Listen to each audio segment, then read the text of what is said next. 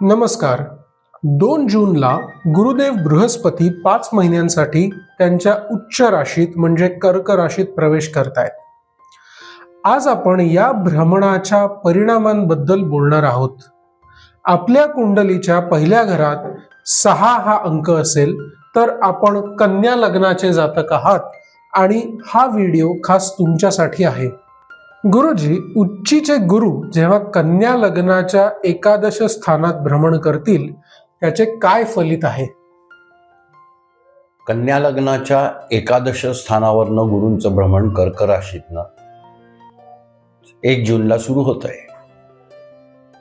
आता हे त्यांचं पहिलं स्थान आहे, म्हणजे पहिल्या ह्याच्यावरती ते ज्या ज्या स्थानावरनं ते भ्रमण करतील त्या स्थानाचं कारकत्व जे आहे ते मोठी भावंड, मोठे लाभ, त्याच्यानंतर मोठ्या लोकांशी संपर्क होणं, मोठ्या मोठ्या इच्छांची पूर्तता होणं वगैरे अशा प्रकारचं बऱ्यापैकी फलित म्हणजे आकलन केलं जातं या स्थानावरनं. आणि या स्थानाची स्थिती, या स्थानावरनं भ्रमण करणाऱ्या ग्रहांची स्थिती किंवा या स्थानाशी संबंधित जे काही गोष्टी असतील त्याचा जे परिपाठ पाहायचा झाला तर कर्क राशीचे म्हणजे कन्या लग्नाच्या ह्याच्यात कर्क राशीवरनं गुरुचं भ्रमण ज्यावेळेला या स्थानावरनं सुरू होईल त्यावेळेला या सगळ्या फलितांचं एक उत्तम प्रकारचं फल गुरु देतात. म्हणजे मोठ्या भावंडांची जर वितुष्ट असेल कन्या लग्नाच्या जातकांचं तर त्यांच्याशी म्हणजे गैरसमज दूर होतात, एकत्र येतात. त्यांचे काही मोठे मोठे संपर्क निर्माण होतात किंवा त्यांना समजतं की अमुक अमुक व्यक्तिमत्व जे आहे हे आपल्या काहीतरी आपल्या वडिलांच्या परिचयातलं आहे, आपल्या ह्याच्यातलं आहे. आणि जी काही अडलेली साधारणतः त्यांच्या संपर्कामुळे किंवा त्यांच्या मध्यस्थीमुळे होणारी जी कामं असतात अडलेली ती पटापट होण्याचा योग आहे. म्हणजे आपण उदाहरणार्थ घेतलं की ॲडमिशनच्या संदर्भामध्ये असतं की एखाद वेळेला पेड ॲडमिशन्स करायची असते कन्या लग्नाच्या जातकांना स्वतःची, आणि त्यावेळेला तिथे ते डोनेशन्स असेल ते जरा आवाकाच्या बाहेरचं असू शकतं, ते सगळं. पण मग अचानकपणे लक्षात येतं की तिथे जे चेअरमन आहे किंवा तिथले जे कोणी काही उच्चपदस्थ अधिकारी म्हणजे पदाधिकारी आहेत ते फलाना ठिकाणी आपल्या नातेवाईकाच्या संपर्कातले आहेत, आपल्या नातेवाईकाच्या ओळखीचे आहेत. मग तसा त्या नातेवाईकाचा संपर्क होऊन, त्यांचा त्या या गोष्टीशी संपर्क होऊन त्या ॲडमिशनला लागणाऱ्या फीच्या मध्ये त्यांना थोड्याशा शिथिलता होते किंवा कमी आकारणीमध्ये त्यांना तिथे प्रवेश मिळेल असा हा योग हे गुरु घडवतात. इच्छांची पूर्तता आहे. काही जणांच्या इच्छा खूप मोठ्या मोठ्या असतात, म्हणजे मनोवांछित फलप्राप्त्यर्थ अमुक करायचं तमुक करायचं वगैरे करत असतात. इच्छा असणं आणि त्या इच्छांच्या पूर्ततेसाठी काहीतरी कर्म करणं हे जे असेल ह्याची जर आवश्यकता असेल तर या कालावधीमध्ये गुरु हे कर्म त्यांच्याकडनं करवून घेतात. म्हणजे उदाहरणार्थ विवाहाची मोठी इच्छा आहे, विवाह यावर्षी व्हावा वगैरे अशी जी एखादी कन्या लग्नाच्या जातकाची इच्छा असेल, कन्या स्त्री असो वा पुरुष, म्हणजे तर त्यांना ते पण जमत नाहीये, बरेच वर्ष झाले प्रयत्न वगैरे करतायत, तर त्यांनी काहीतरी आध्यात्मिक या संबंधीचा उपाय, व्रत, उपासना, साधना केल्या तर या ह्याच्यामध्ये गुरु आपसुकच ती त्यांच्याकडनं करून घेतात. म्हणजे आतापर्यंत त्यांना माहिती असतं, सगळं असतं, पण ते करायची ज्याला आपण म्हणतो ना की संधी, वेळ, योग त्यांना मिळत नाही. तर तो असा हा योग गुरूंच्या या भ्रमणामुळे त्यांचा जुळ येईल आणि त्यांच्या हातनं ते कर्म होऊन त्यांना जी मनोवांछित फल हवं आहे ते त्यांना प्राप्त हे गुरु करून देतात. आम्ही बऱ्याचदा ऐकतो गुरुजी की गुरूंच्या दृष्टी आहेत, तर या नेमक्या कोणत्या आहेत तुम्ही सांगाल का? गुरूंच्या प्रत्येक ग्रहाची सर्वसाधारण दृष्टीप्रमाणे गुरूंना एक 7वी दृष्टी तर आहे, तर जी ती पूर्ण दृष्टी आहे. आणि त्याचा प्रभाव पण आपण आता मगाच पाहिला की ज्याच्यावरती ते ज्या स्थानावरनं भ्रमण करतात त्या स्थानावर त्यांची पहिली दृष्टी आहे, प्रथम दृष्टी ती असते. या व्यतिरिक्त गुरूंना 5वी आणि 9वी अशा 2 दृष्टी आहेत ज्या संपूर्णपणे ते टाकतात. आणि त्यानुसार म्हणजे जसं कर्क राशीला गुरु असतील तर त्यांची 5वी दृष्टी वृश्चिक राशीवरती येते आणि कन्या लग्नाच्या दृष्टीने मग ती तृतीय स्थानावर येते. तशीच सातवी दृष्टी आहे आणि तशीच 9वी दृष्टी पण आहे त्यांची, की जी याच्या मीन राशीवरती आहे. 9वी दृष्टी. आणि 7वी दृष्टी कुठे आहे? 7वी दृष्टी त्यांची पंचमस्थानावरती. गुरुजी 5वी जी दृष्टी आहे गुरूंची ती तृतीय स्थानावर कन्या लग्नाच्या पडते आहे. यामुळे त्यांना पराक्रम, धाडस, भावंडांचं सहकार्य यामध्ये काय फरक पडेल का? कन्या लग्नाचे जातक आहेत त्यांच्या लाभस्थानामधनं कुटुंब स्थानावरती म्हणजे तृतीय स्थानावरती गुरु 5वी दृष्टी ठेवत आहेत. हे पराक्रम, धाकटी भावंड, लहान प्रवास, शरीराचे काही म्हणजे हाताचा संदर्भ येतो, याचं आपण जे काय पाहायचं कारकत्व या गोष्टींचं आपण त्याच्यावरनं अनालिसिस करतो, आकलन करतो. आणि या स्थानावरती जेव्हा गुरूंची 5वी दृष्टी येते, विशेषतः या स्थानाचा मग त्या गुरूंच्या ज्या राशीवरनं आता कर्क राशीविषयी नवपंचम योग आहे आणि त्यामुळे म्हणजे या स्थानापासून 9व्या स्थानामध्ये गुरूंचं सध्या भ्रमण चालू आहे. म्हणजे ते या स्थानाच्या भाग्यस्थानातनं गुरूंचं भ्रमण चालू आहे आणि त्यामुळे या स्थानाच्या संदर्भातली जेवढे काही फलित असतील त्याच्या भाग्यकारक असं ते त्यांच्याकडे उत्पन्न म्हणजे त्यांना फलित मिळणार आहे. म्हणजे पराक्रम ते गाजवतील, शुभ पराक्रम गाजवतील. पराक्रम गाजवणं म्हणजे आणखीन वेगळा अर्थ पण होतो, तर त्यामुळे ते शुभ पराक्रम गाजवतील. त्यांची धाकटी भावंडे हे त्यांच्या जवळ येतील, जे काही म्हणजे वितुष्टाने किंवा दूर गेलेली असतील तर ती सगळी एकत्र येतील. एक जसं मी आधी सांगितलं होतं की एक लहान सहान प्रवास सुद्धा असतात की जे गुरूंच्या भ्रमण जर त्या स्थानावरनं होत असेल तर ते होतात, तसेच ते आताही होतील आणि ते भाग्यकारक ठरतील.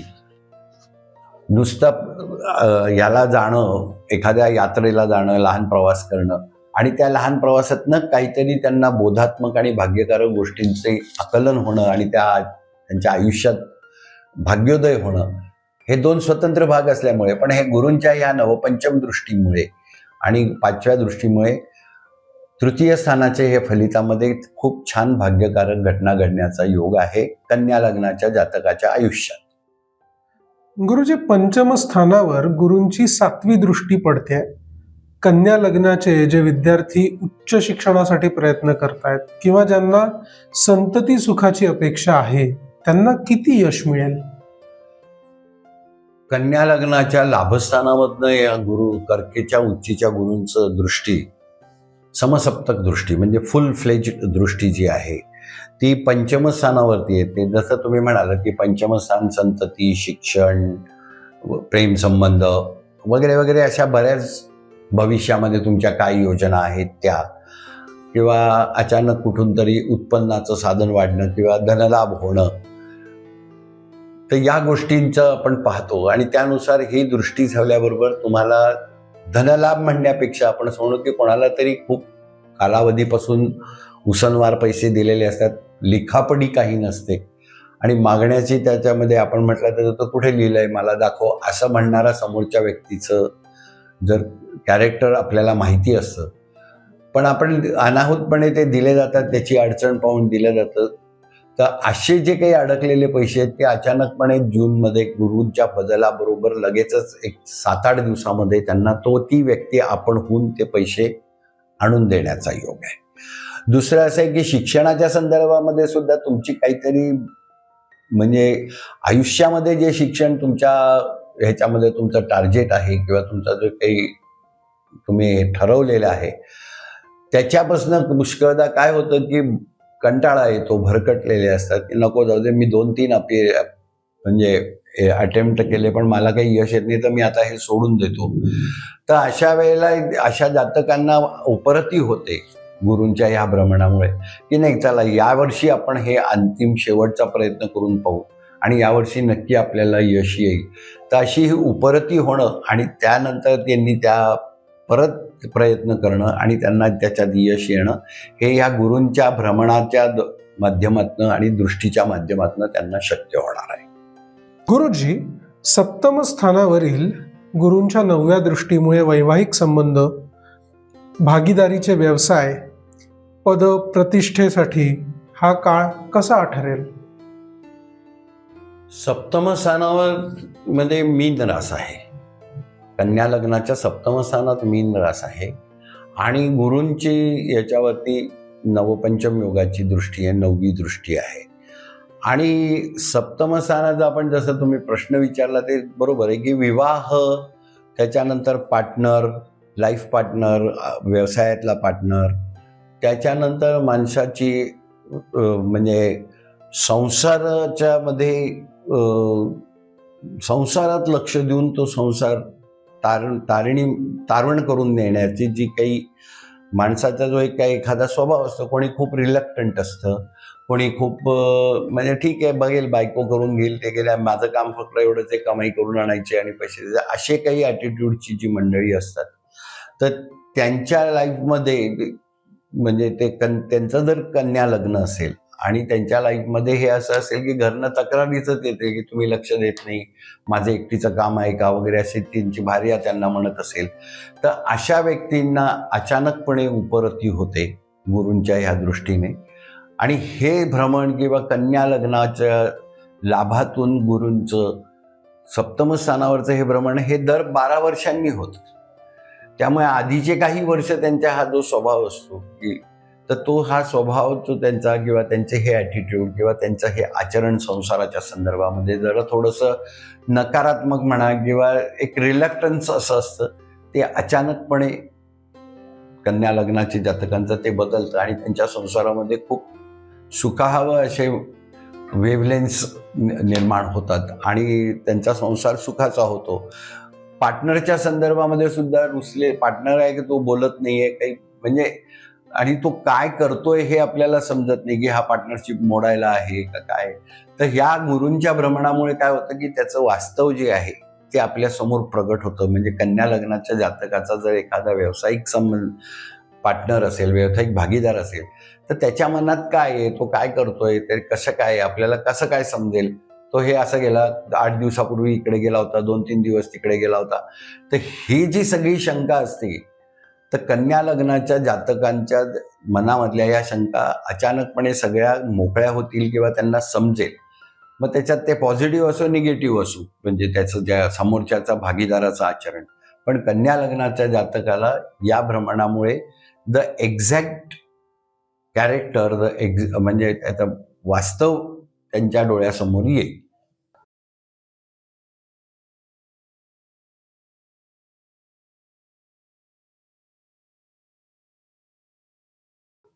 कन्या लग्नाच्या सप्तमामधनं सध्या शनीचं भ्रमण सुरू आहे.